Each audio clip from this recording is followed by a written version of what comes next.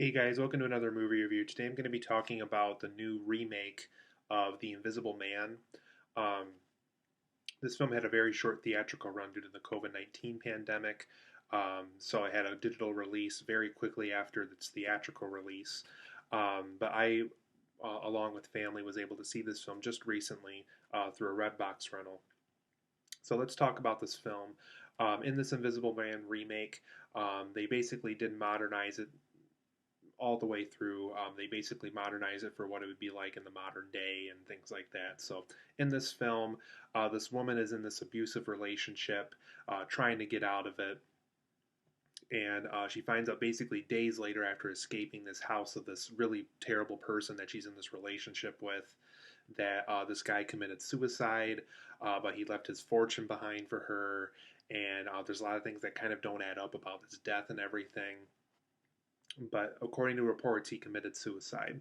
So the woman tries to move on with her life, and there's weird things that happen. There's some type of invisible force that seems to be doing these really terrible things to her, and it even gets down to the point where some of the things that this force is doing is very similar to the vein of the guy that she was once seeing that committed suicide recently.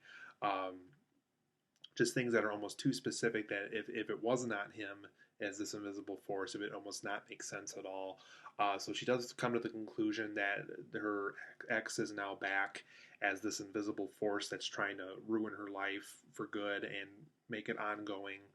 And so obviously nobody believes her at first since it's such an unusual situation. So this movie's about basically her trying to convince everybody that her ex is now alive as this invisible force, and there's things that she can do that kind of can break the invisibility, like pour paint on him and spray him down with stuff. But for the most part, this guy is invisible, and it clearly is this ex that she was once seeing that is this invisible force. And so throughout the course of this film, he has to figure out what exactly the dead guy wants. How did he come back as this invisible force? And the whole film reveals all this stuff over time as the film progresses. And this is the story of the Invisible Man. So overall, guys, I thought this film was okay. I really didn't see much potential in this when the trailer was first dropped for this movie. I saw the original Invisible Man a really long time ago, so it's one of those things where it's not really fresh in my mind.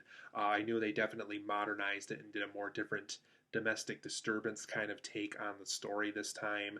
I know it's based on the classic H.G. Wells novel, which clearly this differentiates from and goes a different route. Um, but I thought this film was all right. There's things about it that I thought were better than expected, but at the end of the day, there's things about this film that are probably going to prevent me overall from recommending it to anybody. So for my positives and negatives of this film, I think the film does get right about um, how being around this uncontrollable, invisible force is really kind of terrifying in and of itself. You really don't know if this person could be right here or right there or right behind you.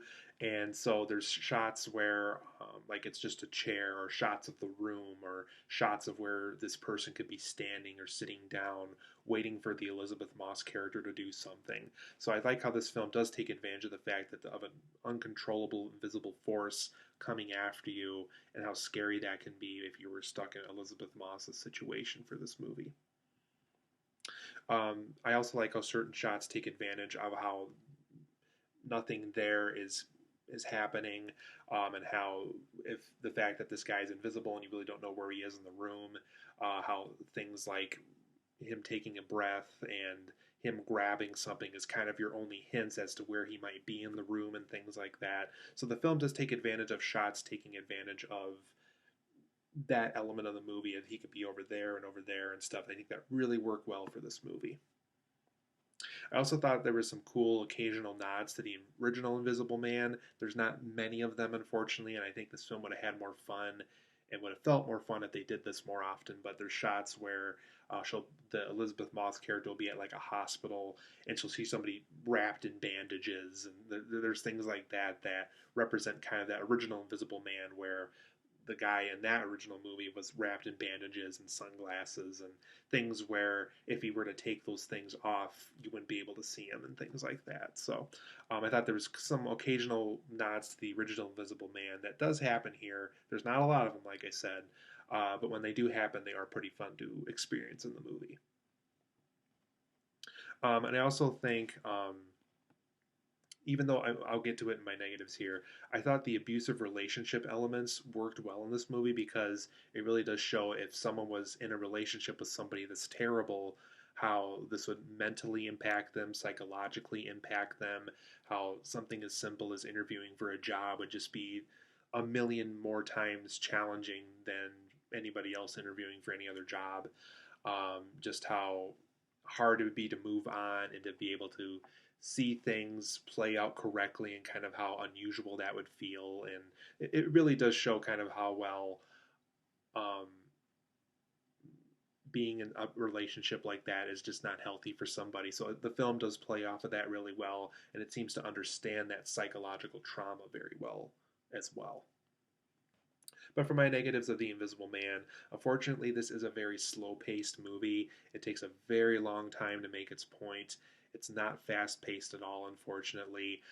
Though I understand the element of a slow burn and the element of a psychological thriller trying to really get on your nerves and stuff like that, the film overall does feel very slow paced. And I think better pacing for this film would have helped it tremendously.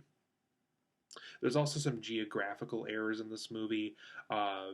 How this invisible man is able to get to certain places so quickly, or how he's able to have room for himself in the room with other people.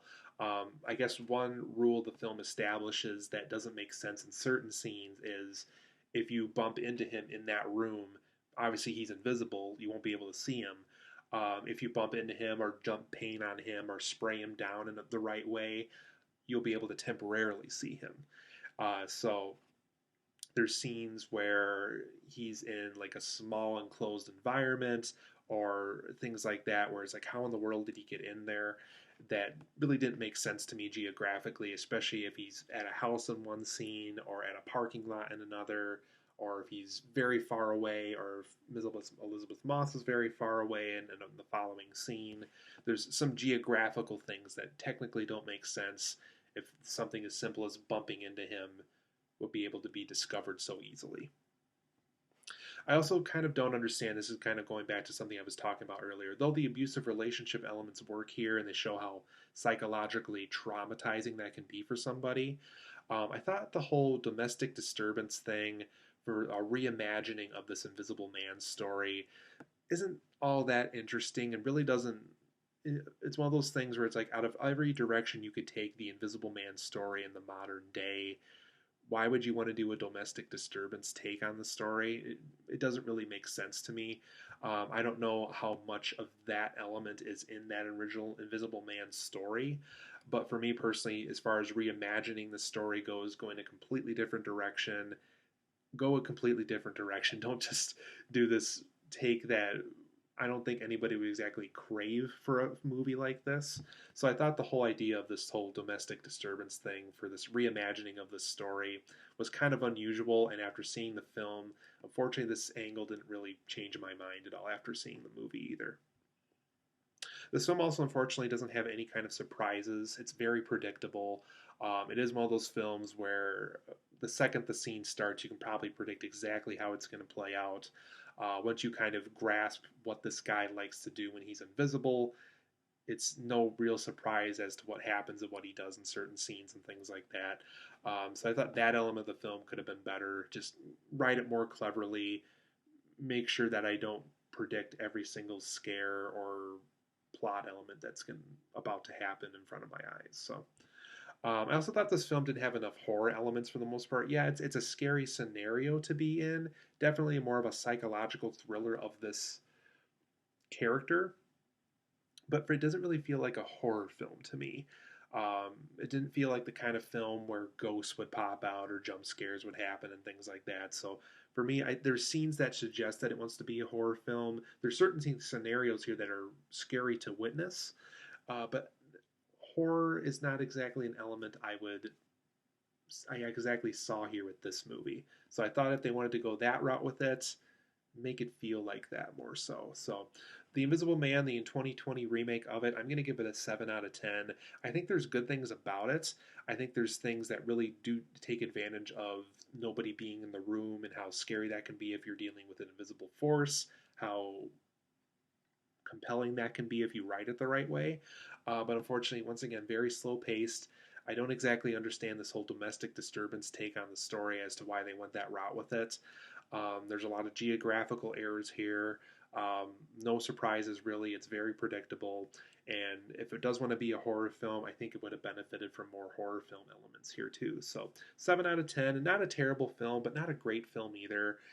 If you really want to see it, I would just say Redbox rental it. If you missed it in theaters, don't feel too bad. Redbox rental this movie is probably the best way to go.